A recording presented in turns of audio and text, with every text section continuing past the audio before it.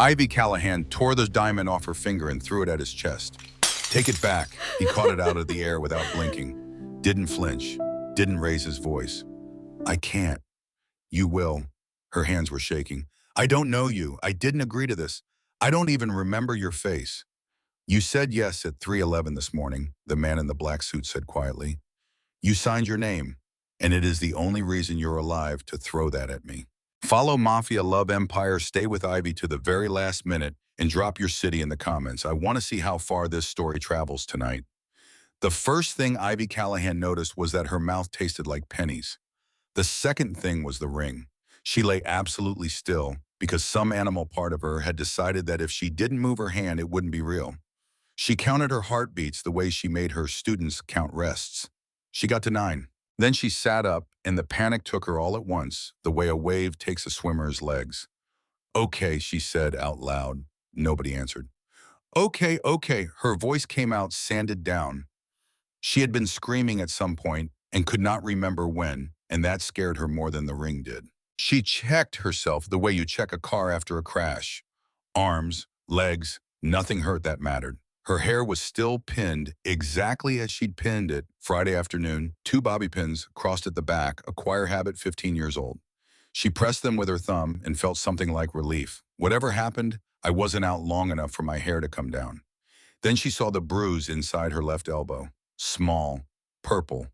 One dark dot at the center. No, Ivy said, no, no, no. She was on her feet before she decided to be.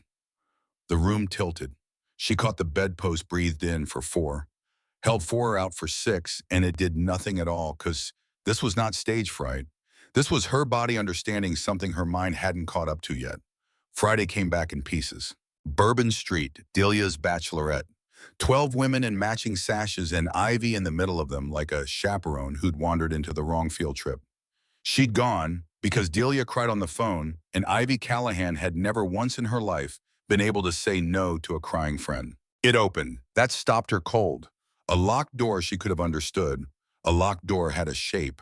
An unlocked door meant someone had thought about it and decided she wasn't worth locking in or that she had nowhere on earth to run.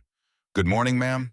The woman in the hall was maybe 60, silver hair, hands folded, the absolute calm of a person who had seen worse mornings than this one. Where am I, Mom? The Sorrentino House, Garden District. New Orleans. Ivy's stomach turned over. I'm still in New Orleans. Yes, ma'am. Where is my phone? Charging in the study. Your friend Delia has called 9 times. She's been told you're safe. Then let me tell her. Of course, after. After what? The woman's eyes flicked once, just once, down to Ivy's left hand. Mrs. Sorrentino, he'd like to speak with you before. Don't. It came out of Ivy like a whip crack and startled them both. Don't call me that. My name is Ivy Callahan. I teach 8th grade orchestra at a school with a leaking roof. I have a brother who eats cereal for dinner if I don't call him at 6. I have never met anyone named Sorrentino in my life.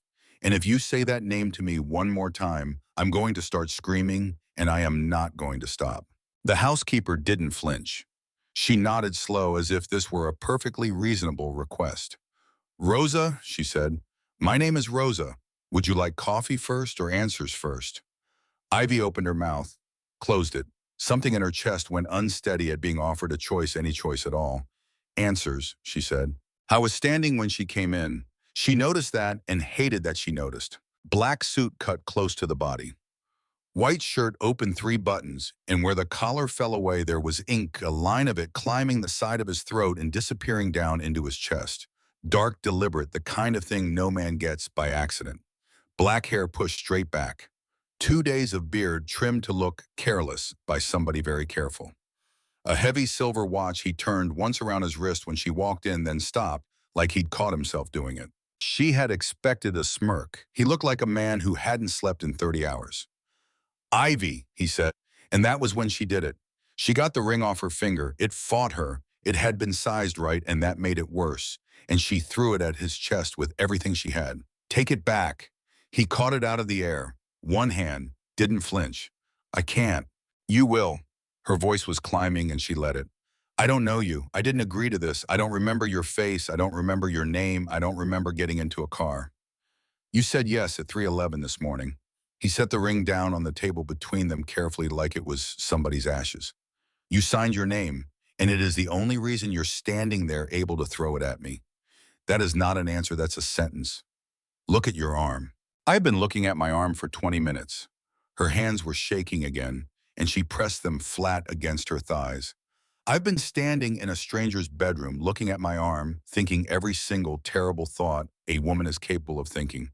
So you are going to tell me right now what is in naloxone and fluids, he said, and a tox screen. It came back positive for flunitrazepam. Somebody put it in your drink Friday night, enough for a woman twice your size. The room went quiet in a way that had weight. Ivy put her hand on the back of a chair. Not to sit, to hold on to something. Say that again. You were drugged. His jaw moved. Not by me, not by anyone under this roof. And for whatever it's worth, not for you. What does that mean, not for me? It means they wanted the woman in the white jacket with the VIP badge around her neck.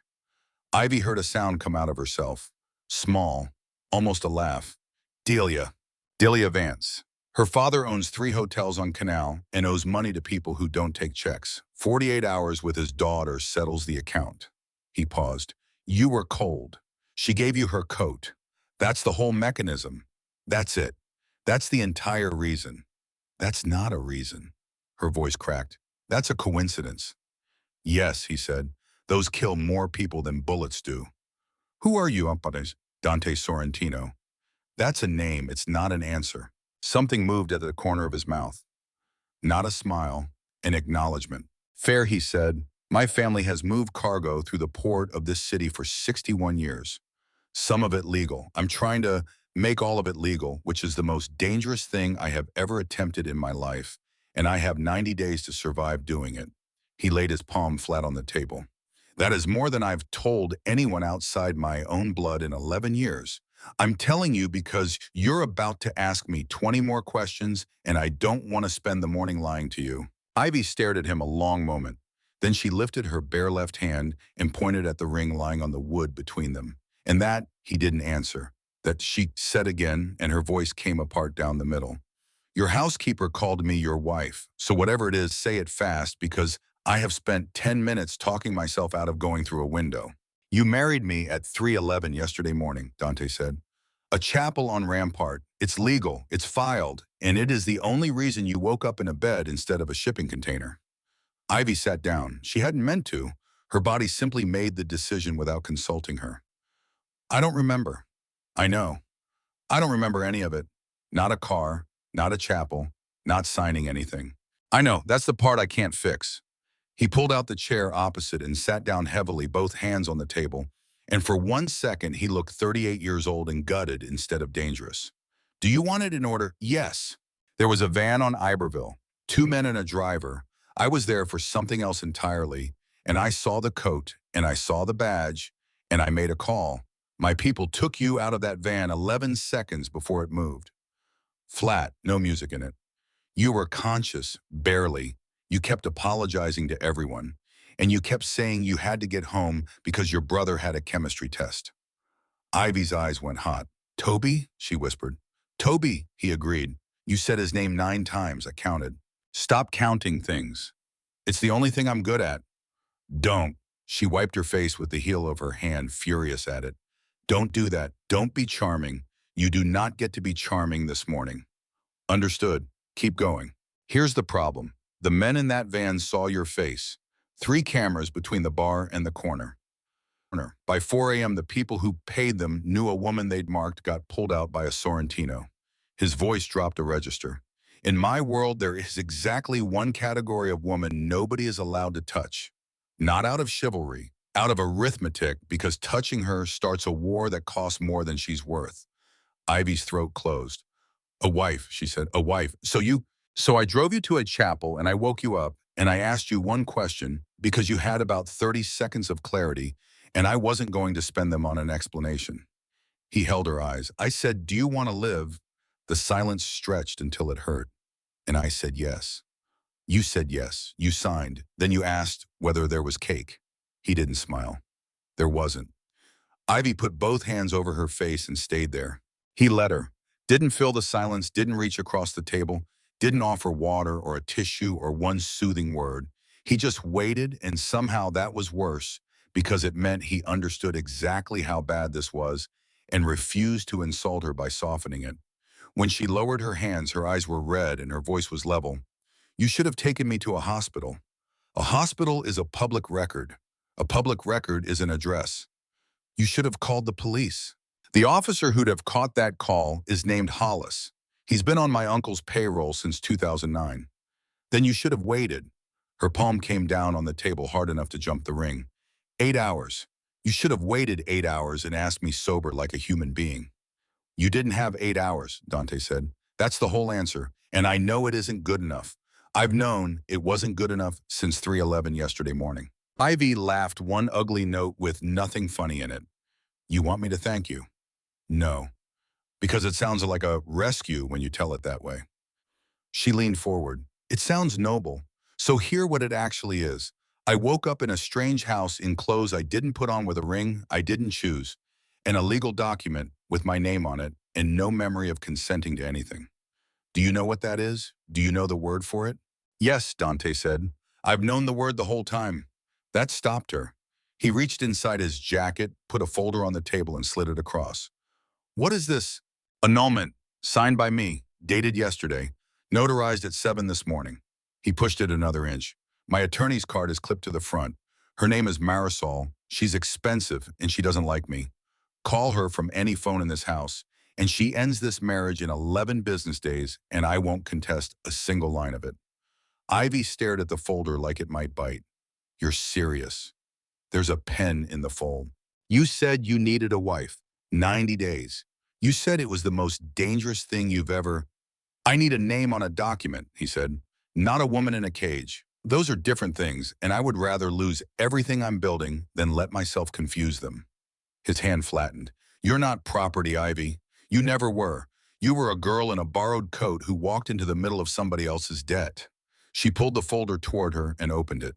The pen was there clipped, exactly where he said.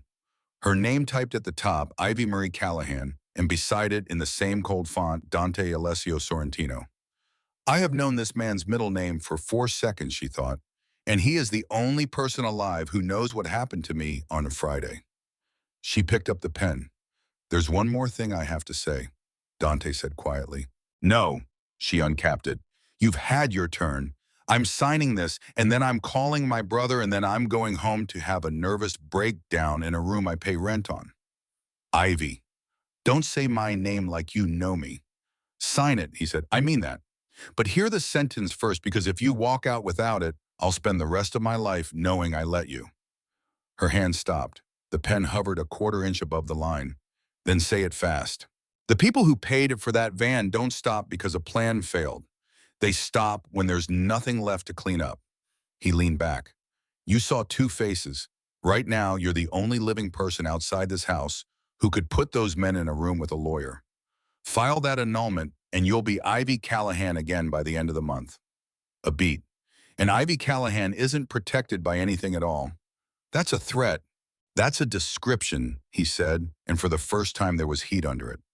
God, I wish it were a threat. A threat I could take back. Her hand shook so badly the pen tapped the paper twice. How long, she said, hypothetically, if I stayed? 90 days. There's a vote at the end of it. After that, I'll have enough legitimate weight to make you untouchable without a ring, and you'll never have to see me again unless you choose to. And what do you get? A wife on paper. For a room full of old men who still think that word means something.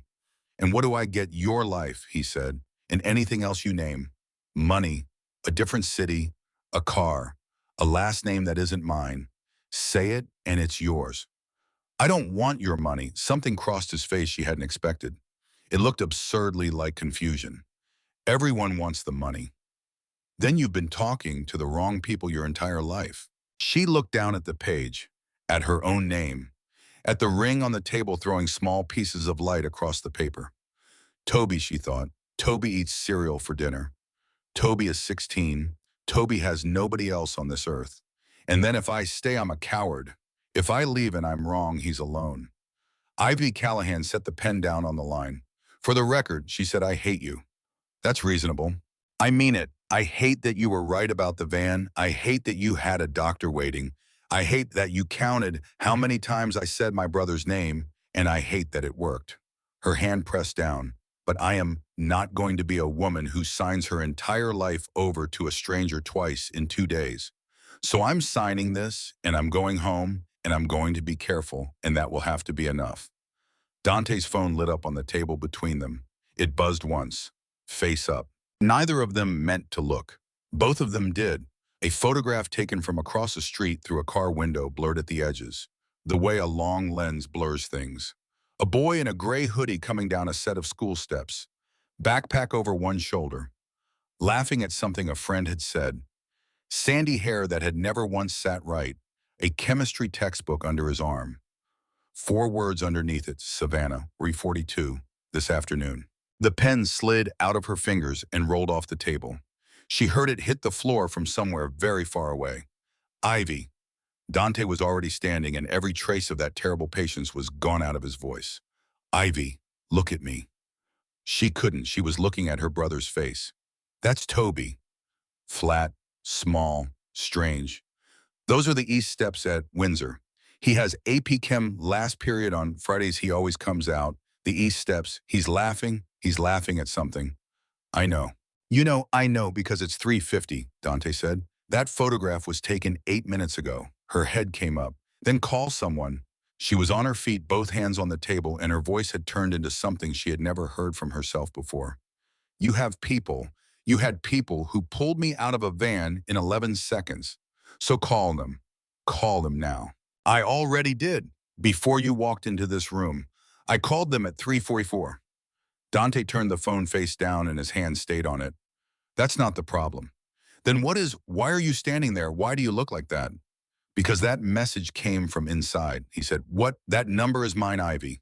His voice had gone very quiet and very cold, and it was not aimed at her at all. It's one of 6 phones I issued myself to 6 men who eat Sunday dinner at my mother's table. Then you issue it, Ivy said. That's not how it works. Then find out which one.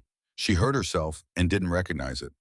6 phones. That's 6 men. Call all 6 right now, and whoever doesn't pick up is the one who they'll all pick up. Dante was already moving toward the door. That's what makes them good. Then what do we do? He stopped, turned, looked at her for exactly 1 second. He repeated. Ivy realized what she'd said a half beat after he did. She didn't take it back. He's 16, she said.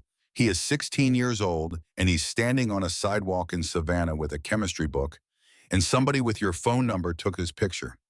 So yes, tell me what to do or get out of my way.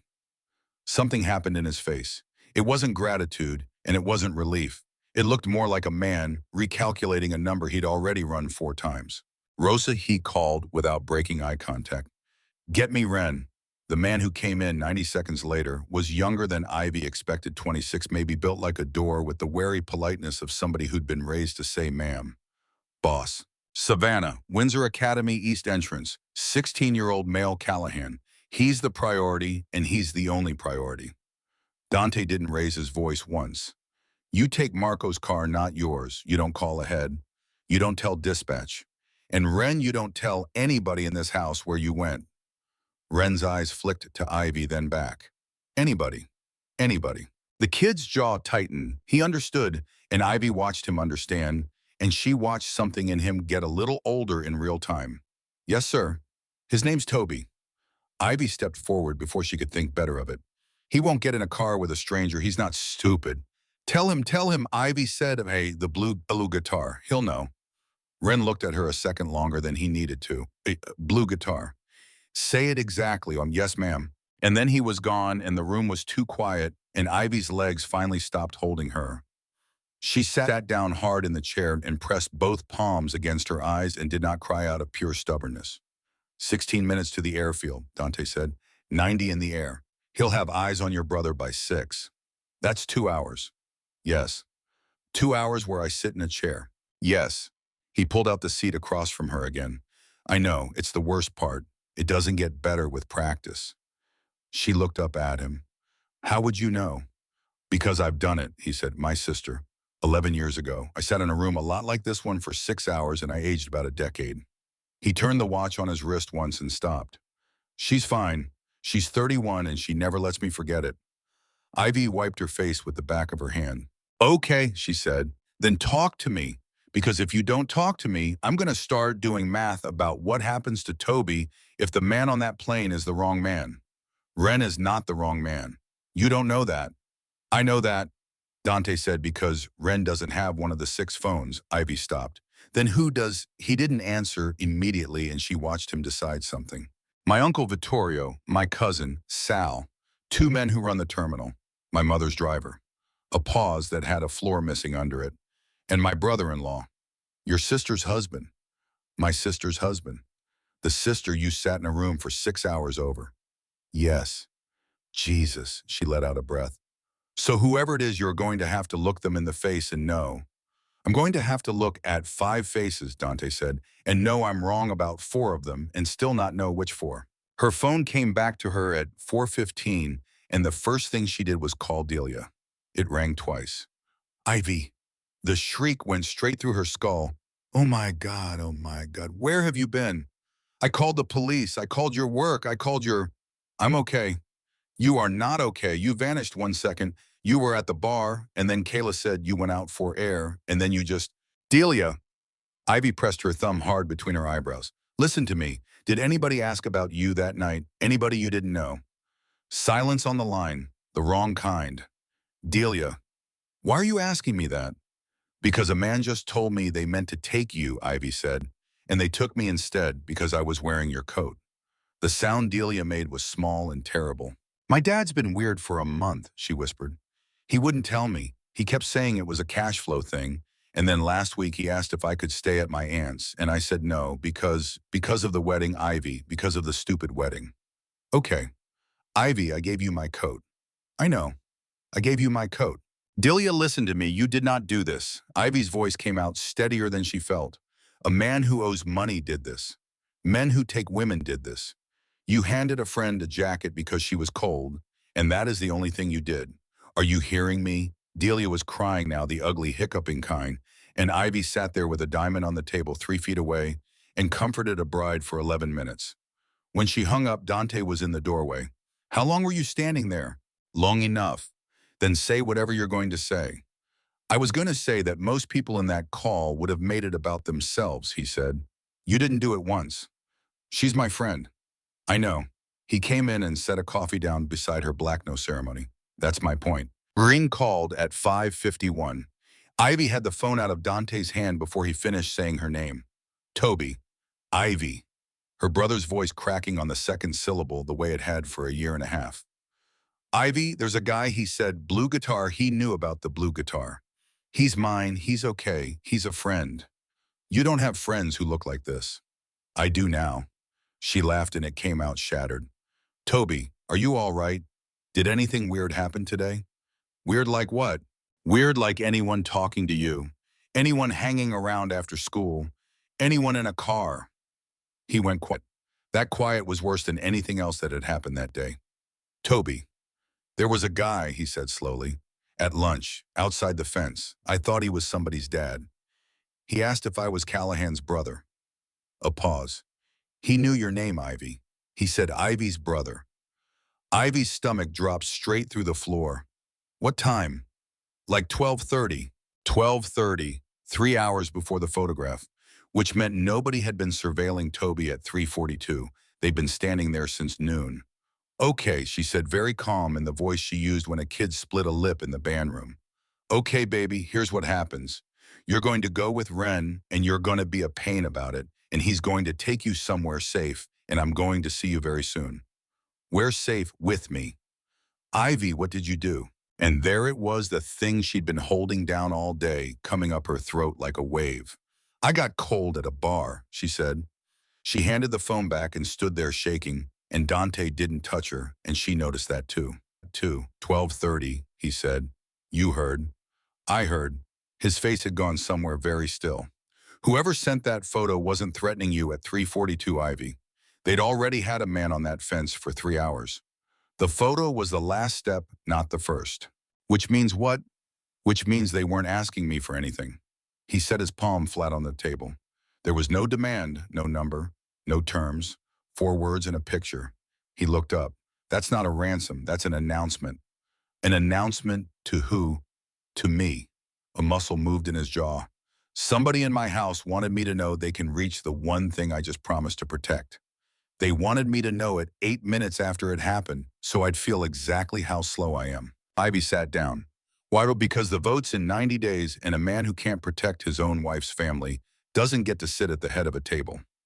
She stared at the ring still lying where he'd set it. Then she picked it up. Dante didn't say anything. He watched her turn it over twice in her fingers.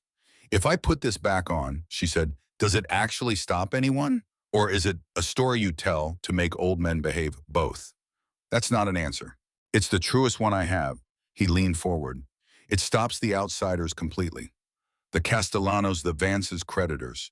Every man in this city who does arithmetic before he does violence for them, that ring is a wall, and it's a wall they will not climb. His voice dropped. It does nothing at all against somebody who eats at my mother's table. Ivy nodded slowly. So it protects me from everyone except the one who's actually coming. Yes. Then it's not a wall. She slid it onto her finger and it fit, and she hated that it fit. It's a seat at a table where I get to see their faces. Dante went very quiet. Say that again. You said whoever it is eats Sunday dinner with your mother. She lifted her chin. So I'm going to Sunday dinner. Absolutely not. You need a wife on paper. You said so. On paper. Nobody's ever been introduced to a piece of paper, Ivy said. You want them to believe a woman with no history walked into your life 3 months before the most important vote of your career, and you want them to believe it enough that they stop looking at me. Fine. Then they need to meet me. And while they're deciding whether I'm real, I get to sit at that table and watch 6 men's hands. You're a school teacher. I run a room of 31 13-year-olds with instruments. She said, I can tell you which kid didn't practice from the second bar of a warm-up. I can tell you who's lying about a broken reed. I can hear when one person in a section is a 16th of a beat behind, and I can tell you which one. She held his eyes. You've spent your whole life around men who lie for a living. You've stopped hearing it. I haven't. Dante stood up. He walked to the window and stood there with his back to her for a long moment, and when he turned around, something had changed in his face that she couldn't name. If you do this, he said, you don't get to be halfway. You'll have to be my wife in that room. Completely. My mother will ask when we met. My uncle will ask what your father did. Somebody will ask why there's no ring in any photograph before Friday. And you will have to have an answer ready, and it will have to be one you can say the same way twice. Then give me the answers. And if you're right, he said, if you sit at that table and you hear it, you don't say a word, not a look, not a breath, because the second one of those men knows you can hear him. You stop being a wife and you start being a witness. He paused. And I can protect a wife. Ivy swallowed. Understood. Say it back to me. If I hear it, I say nothing, I do nothing, and I tell only you. Her voice didn't shake, which surprised her. When's dinner? Sunday, 6 o'clock, 4 days. Then I need 4 days of everything you know about 6 men. 5 men, Dante said. Ren doesn't have a phone. 6, Ivy said, because Ren is the only person who knows where my brother is, and if I'm wrong about him, I want to be wrong on purpose, not by accident. Dante looked at her for a long, strange moment. Then he almost smiled. It was the first one all day, and it wasn't a happy thing. You're going to be a problem, he said, for them, for everybody. He picked up his jacket. Get some sleep. Your brother lands at 10, and Ivy, one more thing, and it's the last one today. What? Sunday, my mother is going to look at that ring on your hand. He shrugged the jacket on. It's her mother's. She gave it to me at my father's funeral and told me not to waste it. Ivy's head came up. You said you had it made. I said it was legal, and it was filed. I never said where it came from. He turned the silver watch once on his wrist and stopped. I had 11 seconds in a chapel and 1 ring in my pocket. I gave you the one I had. They sat in a stopped car on a side street for 4 minutes without speaking. Then Ivy said, you want to kill him. Yes. Say the rest of it. Dante's hands were still at 10 and 2. I want to walk into my sister's kitchen and put a hand on the back of his neck, and I want it to be finished before he understands it's started. And then And then Jana is a widow and the vote goes to Vittorio and the port stays dirty for another 60 years. His jaw moved. And you go home to Savannah with a story you can never tell anyone, and I become exactly the thing you spent all week trying not to be married to. So you're not going to. I didn't say that. Dante. I said I want to. He finally let go of the wheel. Wanting it is the whole job some days. Not doing it is the rest. Ivy stared at the dashboard. Then we do it the other way, she said. There isn't another way. There's always another way, you just don't like how long it takes. She turned in the seat. He's been in front of you for 11 years because he's been inside the information. So stop giving him information. He's the operations liaison, Ivy. He is the information. Then feed him something and watch where it goes. Dante went very still. Say that again. You've got a man who knows everything. Her heart was going hard. So tell him one thing nobody else knows. One. And then wait and see who shows up holding it. He looked at her for a long moment in the dark. That's not a school teacher idea. It absolutely is, Ivy said. You put a wrong note in the sheet music and you find out who's actually reading. The wrong note was a shipment, container 44117, North Berth, Thursday, 2 a.m. Dante told exactly one person, Paul Deacon, in the study, with the door closed in the tone of a man who hated saying it out loud. It's the last one, he said, and after Thursday, everything moves clean. You understand what that means for the family. I understand, Paul said. He said it warmly. He gripped Dante's shoulder on the way out. Ivy watched from the stairs and thought she had never seen anything uglier than a man being kind on purpose. Wednesday night, Toby found her sitting on the floor of the hallway with her back against the wall at 1 in the morning. You're doing the thing, he said. What thing? The thing where you sit on the floor. He slid down beside her. You did it when the insurance thing happened, and when Mom's headstone got delivered wrong. I'm fine. Ivy. I'm scared, she said. Is that better? Yeah, actually. He knocked his shoulder against hers. It's a lot better. They sat there. He's a good guy, Toby said finally. He's not a good guy. Okay, but he's a man trying very hard to become one in front of witnesses at enormous personal cost. She rubbed her eyes. That's not the same thing. I'm not going to pretend it's the same thing. But it might be rarer. Toby thought about that longer than she expected. Do you like him? Go to bed. That's a yes. Bed. Thursday at 1:52 a.m., federal agents took 11 men off the North Berth at container 441. There was nothing inside it. There had never been anything inside it. But there were 11 men standing around an empty box at 2 in the morning with cutting equipment and 2 vehicles registered to a shell company, and Special Agent Nadia Brooks had been photographing the whole thing for 40 minutes. And at 2:04, Dante's phone rang. He put it on speaker on the kitchen island and set it down between them, and neither of them touched it. Dante, Paul's voice tight. Dante, we've got a problem. The berth is there, our feds on the berth. I know. How do you? Because I'm looking at them, Dante said. Paul, who else did you tell? A pause. 2 seconds. 2 seconds is a very long time. Nobody? Paul said. Christ, nobody. Are you saying somebody? I'm saying I told one person. The line went quiet in a way that had a floor missing under it. You want to think about how that sounds, Paul said. His voice had changed. It had gone flat and reasonable, and it was worse than shouting. You want to be really careful about how that sounds, Dante. I've been careful for 11 years. I held your father's coffin. You did. I sat with your mother every Tuesday for 4 months after. You did that too. Dante's hand flattened on the counter. Paul, tell me you didn't put anything in a girl's drink. Nothing, nothing at all. Then you should ask your wife how she's sleeping. Ivy's whole body went cold. Say that again, Dante said. I said, Paul repeated pleasantly, that Savannah's a nice town.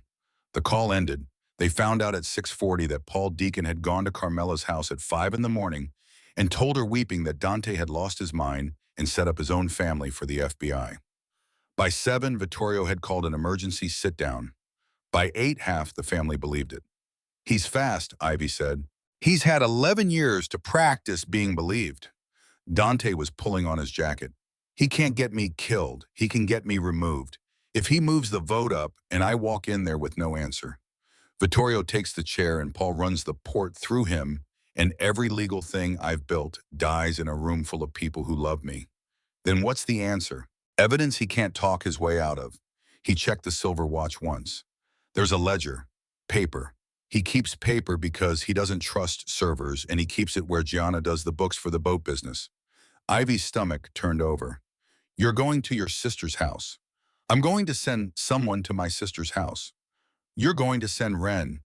Yes. Then send me with him, Ivy said. No. Dante. No. It cracked out of him for the first time in 9 days.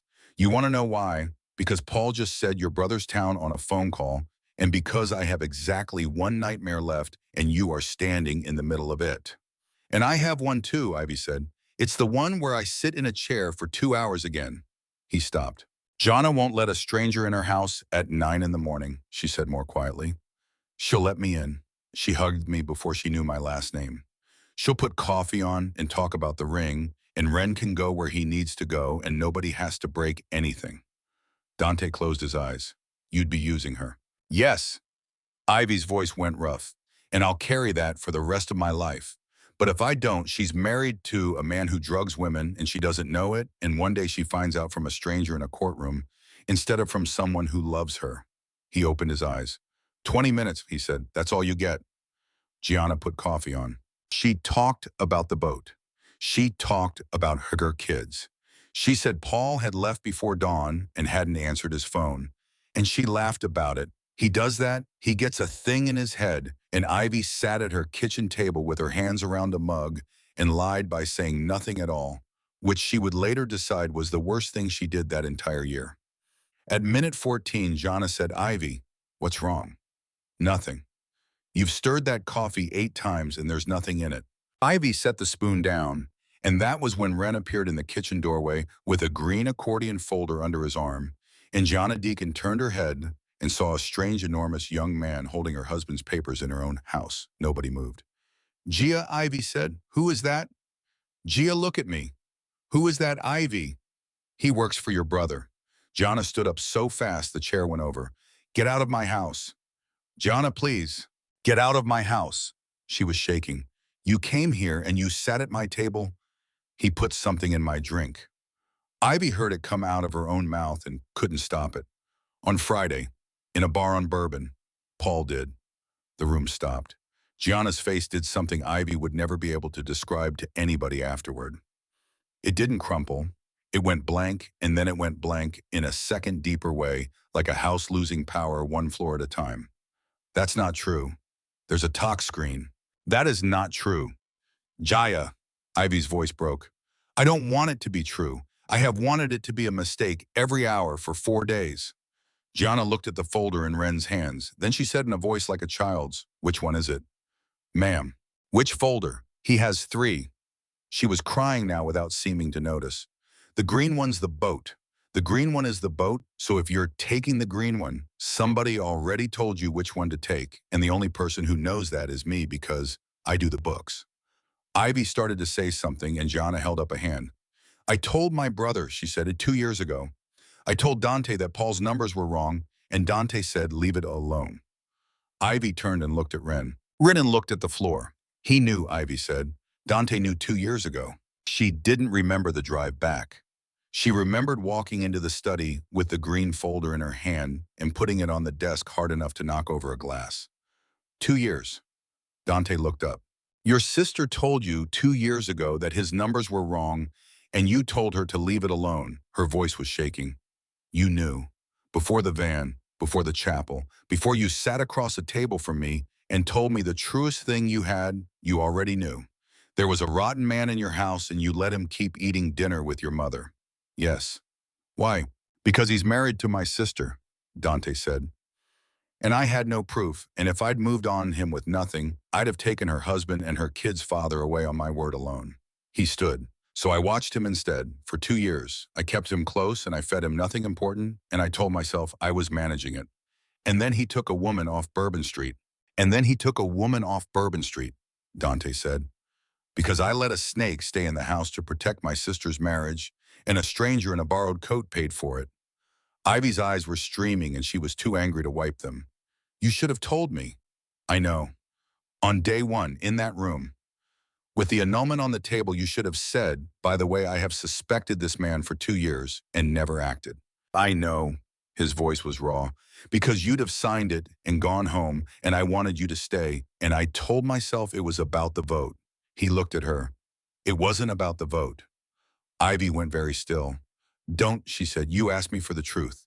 Every day, for 9 days, you've asked me for the truth. Not that one. That one's the truth, too. Her phone rang. She looked down at it, and the world tilted because the screen said Toby, and Toby was upstairs 40 feet above her head asleep. She answered it. Ivy. Paul Deacon, calm as a Sunday. Don't run up the stairs, sweetheart. He's fine. He's sitting right here with a bowl of cereal at 11 in the morning, which I have to say is a hell of a way to live. Ivy couldn't make a sound. Put your husband on. Ivy did not put her husband on. She put the phone against her ear and heard her own voice come out of her chest in a register she had never used in her life. Paul, say his name. What? You said he's fine. Say his name. 3/4 of a second of nothing. Toby, Paul said. What's he eating? I told you, cereal. What kind? Ivy. What kind? And Paul Deacon, who had been in front of them for 11 years, made the first mistake of his life at 11:04 on a Thursday morning. Does it matter, he said. Ivy's knees went, and Dante caught her elbow, and she shoved him off because she needed to stay standing more than she needed to be held. He's not with you, she said. He's asleep upstairs. You saw a phone number, and you gambled. Silence. Paul. Her voice was shaking, and she let it shake. You just told me exactly how much you have. You have nothing. You're sitting somewhere alone with a phone calling a woman you drugged, hoping she panics faster than she thinks. You cheap little... Say it, finish it. She was crying, and it didn't matter at all. Say the whole sentence to me because I've got a federal agent's card in my pocket, and you're going to say it into a room with my brother's name in it. He hung up. Ivy stood there with the dead phone in her hand and started laughing, and the laughing turned into something else about 4 seconds in, and Dante caught her that time, and she let him. He guessed, she said into his shoulder. He guessed, and I caught it. You caught it? I caught it, I caught it. Ivy. His hand was flat on the back of her head. Breathe. Your brother's 40 feet up, and there are 2 men on that door. Breathe. She did. Then she pulled back and wiped her face with both hands and said, now finish him. They finished him in 11 hours, and none of it looked like anything from a movie. Nadia Brooks came to the house at 2 in the afternoon and sat at the kitchen island, and Dante Sorrentino slid a green accordion folder across the counter to a federal agent in his own home. You understand what's in that? I do. Some of those pages have your signature on them. 14 of them, Dante said. I counted. Brooks looked at him for a long moment. Why? Because the man who wrote the rest of it put something in my wife's drink. Ivy watched Brooks's face change 1 degree, and she thought that's the first time anybody's believed him in 11 years. The deal was ugly, and it took until midnight, and Marisol fought every clause of it like a woman being personally insulted. Dante gave up the North Berth entirely. He gave up 2 shell companies and a leasing arm that had been in the family since 1974. He signed something that meant he would be looking over his shoulder at a government lawyer for the next 6 years. At 11:40, Brooks put her pen down. You know he'll say you set him up. He'll say worse. His wife's your sister. Yes. That's going to cost you the family. Yes, Dante said. That's the price. I've known the price since Sunday. Paul Deacon was arrested on a Tuesday in the parking lot of a marina in front of nobody. There was no confession. He never gave one. He lawyered up inside 90 seconds, and he was still insisting on his innocence. 8 months later, when the talk screen and the bar's camera footage and the payment, routing, and his own paper ledger finished the argument for him.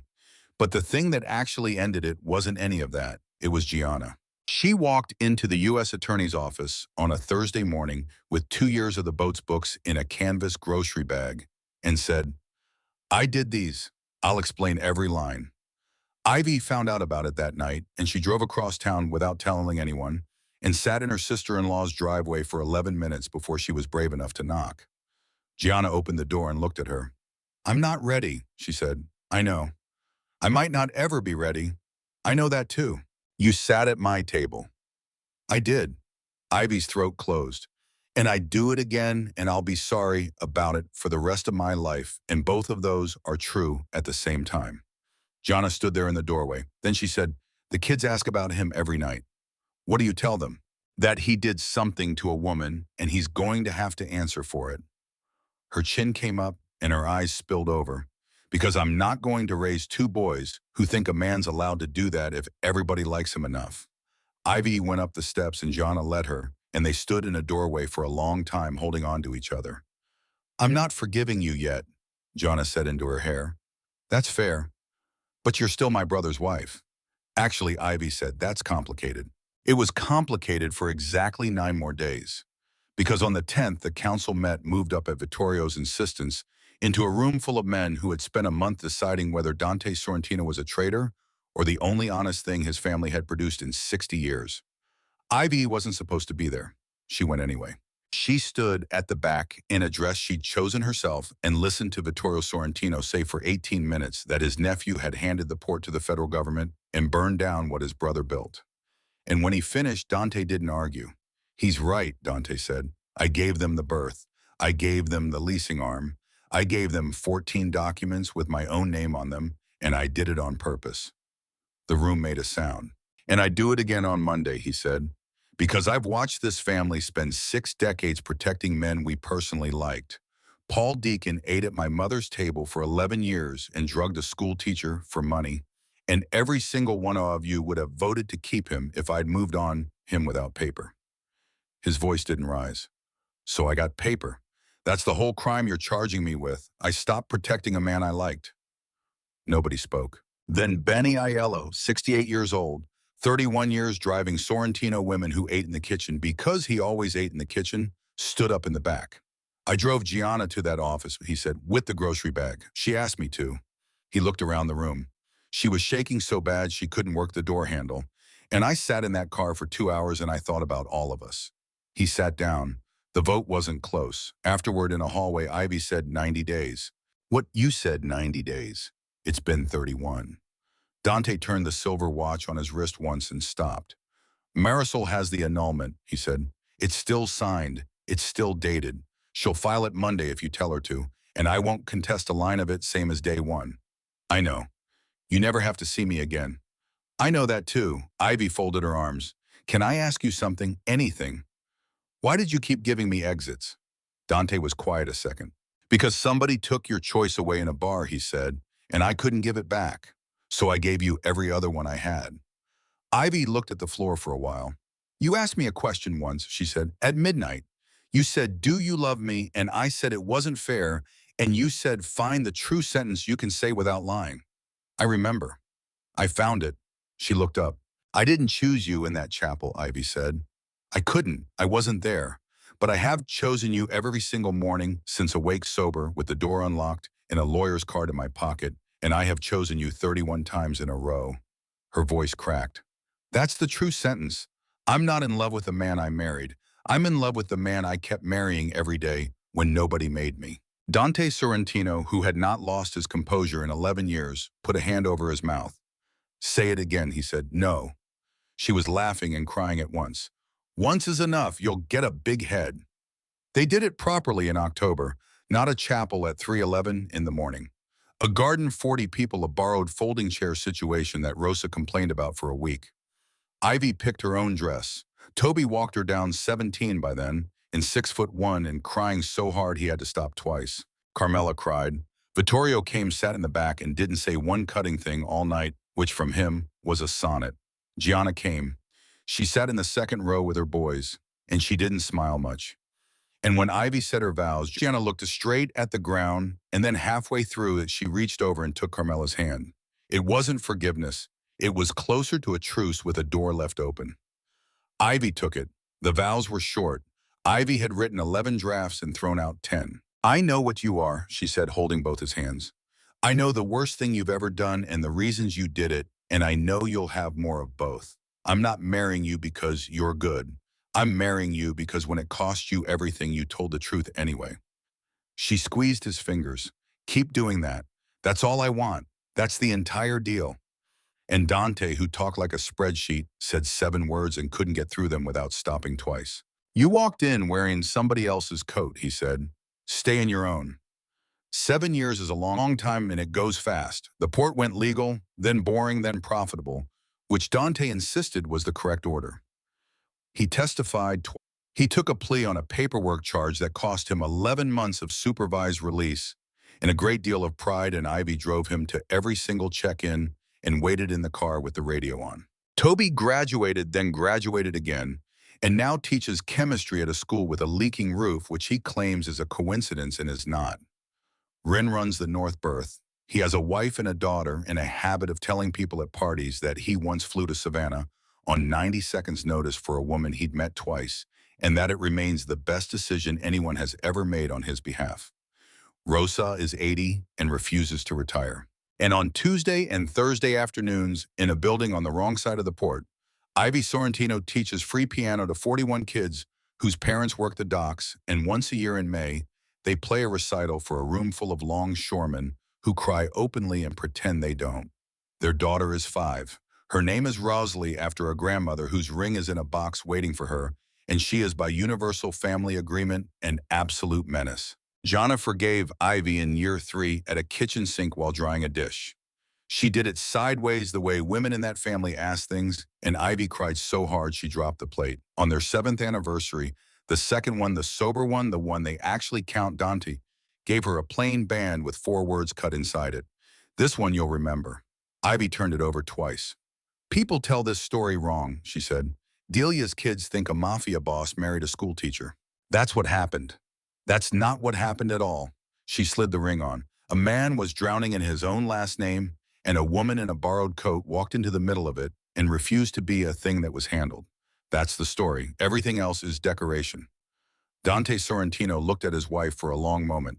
Say it again, he said. No, Ivy said. Once is enough. She woke up in a stranger's mansion with a ring she never chose and a marriage she never agreed to. And she did not run, and she did not surrender, and she did not let one single man decide what her life was going to mean. She stayed, she listened, she caught him, and she chose it. Every morning, awake, on purpose. And that is why it lasted.